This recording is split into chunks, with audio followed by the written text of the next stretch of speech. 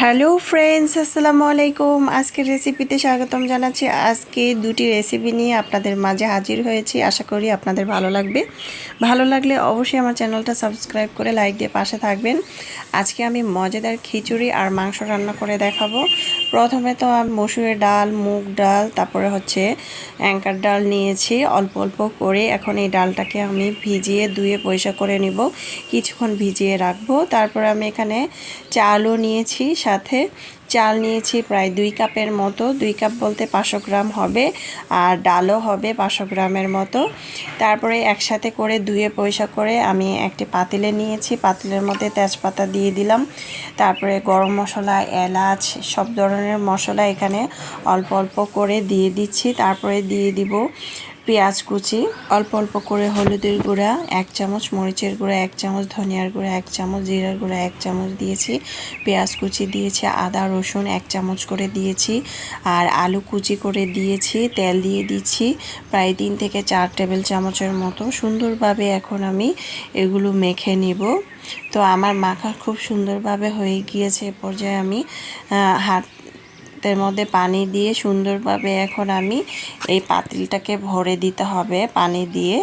আমি এখানে প্রায় পানি দিব প্রায় 10 কাপের মতো, কারণ যেহেতু আমি পাতলা খিচুড়ি তৈরি করব সেক্ষেত্রে পানিটা বেশি দেওয়ার প্রয়োজন। আর আমি চালটা নিয়েছি হচ্ছে ভাতের চাল।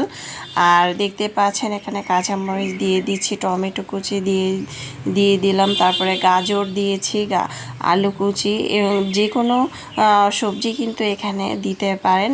এখন আমি এ পর্যায়ে ঢাকনা দিয়ে ঢেকে রেখেছিলাম 10 মিনিট। 10 মিনিট পর চলে আসলাম, দেখতে পাচ্ছেন একেবারেই কিন্তু সিদ্ধ হয়ে গিয়েছে, সিদ্ধ হয়ে একেবারে গলে গিয়েছে। এ পর্যায়ে এখানে কিছুটা মটরশুঁটিও কিন্তু আমি এখানে দিয়েছি।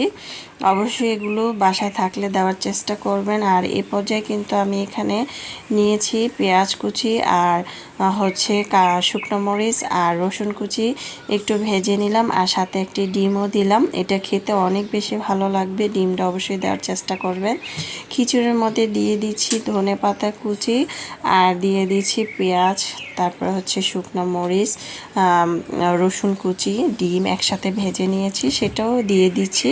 খুব সুন্দরভাবে দিয়ে এখন নেড়ে চেড়ে উল্টিয়ে পাল্টিয়ে এখন খিচুড়িটা রান্না করে নিলাম। আশা করছি আমার আজকের খিচুড়িটা আপনাদের ভীষণ ভালো লেগেছে। এই পাতলা খিচুড়িটা এভাবে রান্না করলে খেতে কিন্তু অসম্ভব মজাদার হবে। দেখতে পাচ্ছেন আমি কিন্তু বড় পাতিলে রান্না করে নিয়েছি, প্রায় 10-15 জনের রান্না। তারপরে মাংস রেসিপিতে চলে আসলাম। চুলায় একটি প্যান বসিয়ে এখানে তেল দিয়েছি আধা কাপ, পেঁয়াজ কুচি দিয়েছি আধা কাপ, তারপরে এখানে কিছু মশলা দিয়ে দিলাম, এলাচ, দারচিনি, তেজপাতা, আদা রসুন 2 টেবিল চামচ করে দিয়েছি। আর এখানে কিছু গুঁড়া মশলা দিয়ে দিলাম, হলুদের গুঁড়া, মরিচের গুঁড়া, ধনিয়ার গুঁড়া, জিরার গুঁড়া 1 চামচ করে দিয়েছি। আদা রসুনটা যখন হালকা একটু ভাজা হয়েছে তখন গুঁড়া মশলাগুলো দিয়েছি, পরিমাণ মতো লবণ, একটু পরিমাণ পানি দিয়ে মশলাটা সুন্দরভাবে কষিয়ে নেব। দিয়েছি কাঁচামরিচটা দিয়ে সুন্দরভাবে এখন একটু পরিমাণ পানি দিয়ে মশলাটা সুন্দরভাবে কষিয়ে নিয়েছি, দেখতে পাচ্ছেন। এ পর্যায়ে আমি এই কষানোর মধ্যে দিয়ে দিব মাংস। আমি এখানে মুরগির মাংসটা নিয়েছি।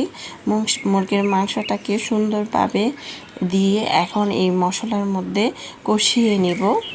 তারপর ঢাকনা দিয়ে ঢেকে দিব। ঢাকনা দিয়ে ঢেকে আমি প্রায় 3 থেকে 4 মিনিটের মতো এটাকে কষিয়ে নেব খুব সুন্দরভাবে। তারপরে যখন কষানো হয়ে যাবে তখন আমি এখানে কিছুটা আলু দিয়ে দিচ্ছি, 4-5টা আলু ছোট ছোট করে ধুয়ে পরিষ্কার করে নিয়েছি। আলুটাকেও দিয়ে সেমভাবে আমি সুন্দরভাবে আরও 3 থেকে 4 মিনিট কষিয়ে নিব। যত কষাবেন তরকারি তত খেতে ভালো লাগবে। আর আমি আজকে মুরগির মাংস আর খিচুড়ি রান্না করছি। আপনারা চাইলে খিচুড়ির সাথে গরুর মাংসটাও নিতে পারেন, গরুর মাংসটা নিলে আরও খেতে ভালো লাগবে। আজকে যেভাবে আমি মুরগি রান্নাটা করে দেখাচ্ছি এভাবে তৈরি করলে সবাই চেটেপুটে খেয়ে নেবে। এখন দিয়ে দিচ্ছি পানি। আমি এখানে পানি দিয়ে দিচ্ছি ফুটন্ত গরম পানি। পানিটা দিয়ে নেড়ে চেড়ে আমি এটাকে বলক এনে নেব চুলার আঁচ বাড়িয়ে দিয়ে। দেখতে পাচ্ছেন আমি কিন্তু চুলার আঁচ বাড়িয়ে দিয়ে তরকারিটা রান্না করে নিয়েছি। এ পর্যায়ে আমি এখানে কিছু হালকা দিয়ে দিব ভাজা গরম মশলা আর ভাজা জিরার গুঁড়া দিয়ে আমি এটাকে আরও 1 মিনিটের মতো চুলার আঁচ বাড়িয়ে দিয়ে রেখে দিব। আশা করছি আমার আজকের রেসিপিটি ভালো লেগেছে। ভালো লাগলে সাবস্ক্রাইব করে পাশে থাকবেন। আল্লাহ হাফেজ।